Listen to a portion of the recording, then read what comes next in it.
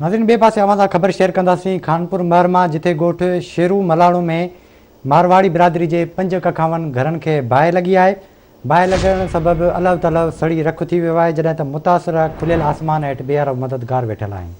अहम ख़बर है अवांखे खानपुर महर में अपडेट कंदा हलूं तो ॻोठ शेरू मलाणो में मारवाड़ी बिरादरी जे 5 कखावन घरनि खे बाहि लॻी वई आहे। बाहि लॻण सबबि सॼो सामान सड़ी रख थी वियो आहे।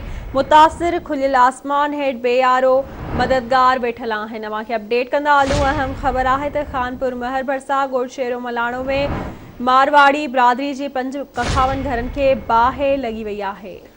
अवां सां ख़बर शेयर पिया कयूं खानपुर मां जिथे ॻोठ शेरू मलाणो में मारवाड़ी बिरादरी जे 5 कखावन घरनि खे बाहि लॻी वई आहे। बाहि लॻण सबबि अलव तलव सड़ी रख थी वियो आहे। वधीक तफ़सील मालूम कंदासीं। असां सां लाइन ते मौजूदु आहे खानपुर मां आवाज़ टीवी जो रिपोर्टर काज़ी खादिम। जी काज़ी, छा अपडेट्स आहिनि, कीअं बाहि लॻी आहे? जी बिल्कुल ही खानपुर महर वेझो आहे ॻोठ शेरू मलाणो, जंहिंमें मारवाड़ी बिरादरी जे कखावन घरनि खे बाहि लॻी वई आहे। मां वटि ॿुधाईंदो हलां त बाहि लॻण करे पहुरियत आहे भजन, किशोर, रमेश पठाड़ जी मारवाड़ी जंहिंजूं झुगियूं हुयूं उन्हनि खे बाहि वकोड़े वई, जंहिंमें पयल समूरो अलॻि अलॻि सड़ी रख थी वियो आहे।